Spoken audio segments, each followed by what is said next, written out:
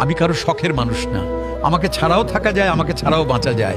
আমি কারো গল্পের মূল চরিত্র হতে পারিনি। আমি হলাম সেই বাড়তি পাতা, যা ছিঁড়ে ফেললেও গল্পের কোনো ক্ষতি হয় না। আমি ভীষণ সস্তা মানুষ, কেন জানেন? কারণ আমি সবার জন্য সহজলভ্য ছিলাম। আমি জানি এই ভিড়ের মাঝে আমি একা। আজ যারা পাশে আছে, কাল তারাও কোনো এক নতুন অজুহাতে হাতটা ছেড়ে দেবে।